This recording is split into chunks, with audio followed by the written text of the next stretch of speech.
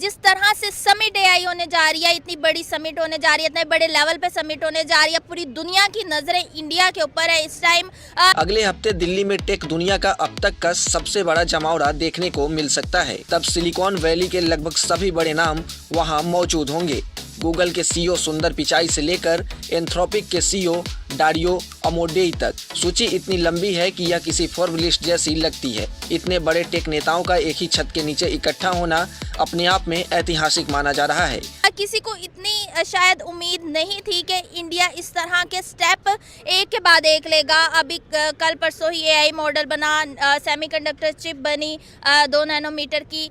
Super power America, China इनको टक्कर दे रहा है। 16 से 20 फरवरी तक नई दिल्ली के भारत मंडपम में होने जा रहे इंडिया एआई इम्पैक्ट समिट 2026 को लेकर सभी की निगाहें जो है इसी पर टिकी हुई है। सबसे पहली बात तो ये है कि पूरी दुनिया की नज़रें इस वक्त 16 से 20 फेब इंडिया पर है, न्यू दिल्ली पर जो समिट होने जा रही है।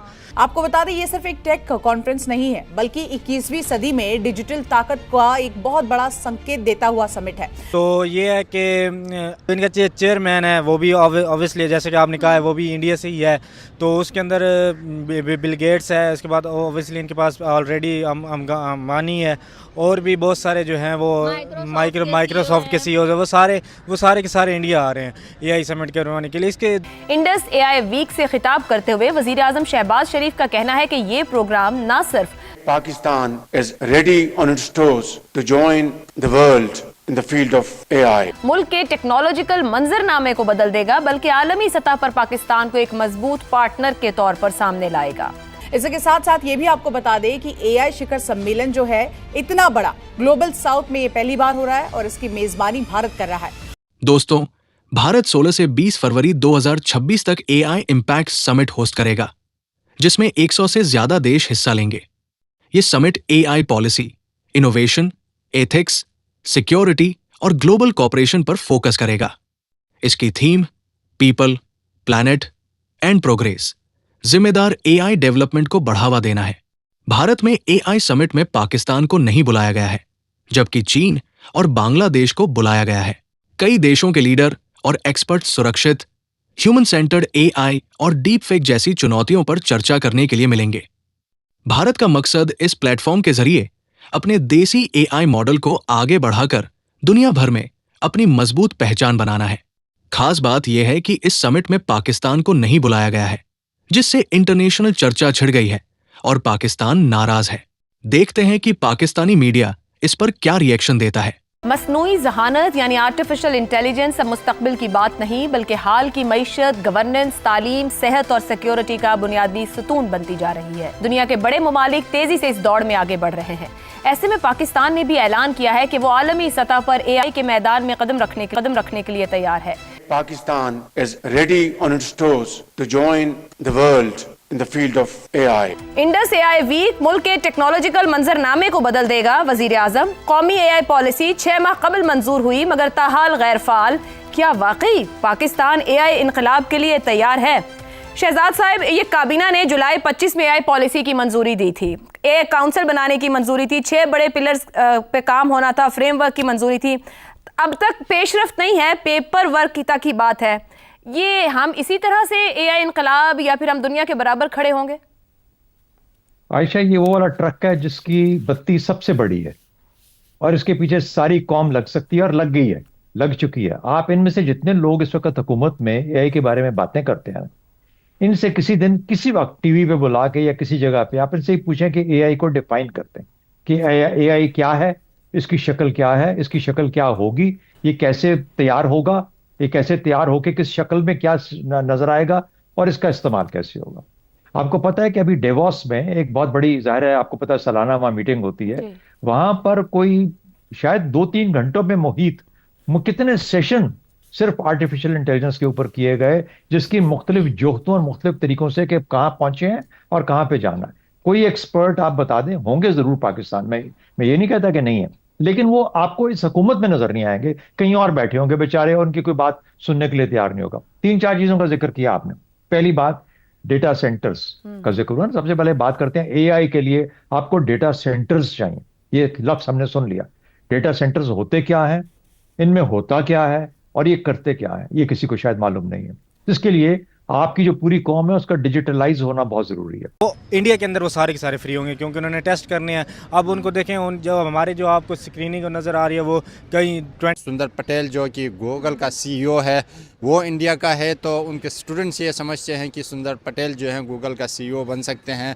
तो कोई हकीमों वाले इश्तिहार चल रहे हैं, कोई आमिर बंगाली वाले इश्तिहार चल रहे हैं, तो उनके यहाँ जो पेनीफ्लेक्स हैं जो भी आपको आप बेशक से गूगल कर लें, आपकी रिसर्च बल्कि मुझसे भी ज़्यादा होगी, तो वो उनके जो है वो AI के सारे बने हुए हैं कि ये चीज़ आप उनकी आबादी के लिए, उनकी आवाम के लिए, स्टूडेंट्स के लिए एक मोटिवेशन है, जिसकी वजह से वहाँ पे एक बहुत बढ़ता हुआ रुझान है।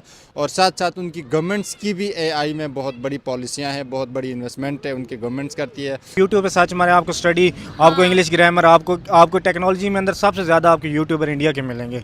हमारे यूट्यूबर देख लें। मनमोहन सिंह के बाद जो है उधर नरेंद्र मोदी आए, उन्होंने उनकी उस पॉलिसीज़ को कंटिन्यू रखा जो मनमोहन सिंह ने जो IT में पॉलिसीज़ की उसकी 50 साल पहले तो AI नहीं ना थी। अब AI मतलब एकदम से तो नहीं ना, AI की पूरी दुनिया आप समझे उठकर न्यू दिल्ली में आ रही है, ठीक है। तो जबकि पाकिस्तान में यहाँ पे जो है पटवारियों की हुकूमत आई पिछले 20 सालों में, जो 2008 में बिलखुसूस वो जो पॉलिसीज़ की गई थी वो तो नहीं ना कि वो इंडिया के कोई सुर्खाब के पर लगे हुए हैं कि वो इधर आ रहे हैं, किसी और मुल्क में नहीं जा सकते। खुद जो AI के ओनर हैं वो खुद उधर बैठ के नहीं मीटिंग कर सकते। और वहाँ पे AI का एक बढ़ता हुआ रुझान भी है और उनके AI में प्रोडक्ट्स बहुत आगे निकल चुके हैं। दुनिया की नज़रें इस वक्त 16 से 20 फेब इंडिया पर है, न्यू दिल्ली पर जो समिट होने जा रही है।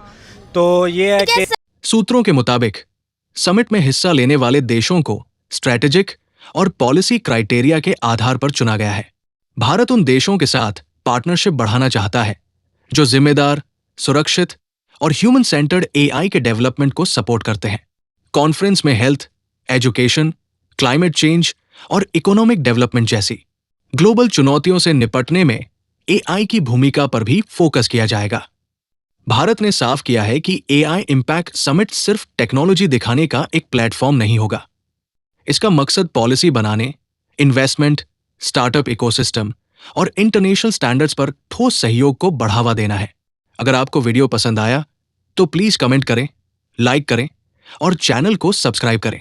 दुनिया इंडिया के पास ही क्यों जाना चाह रही है? अपनी टेस्टिंग के लिए भी कुछ तो देखा होगा। बिल्कुल देखें, वहाँ पर जब भी वो आए हैं, एक तो गूगल का ज़ाहिर सी बात है वो उनको वो बेनिफिट है।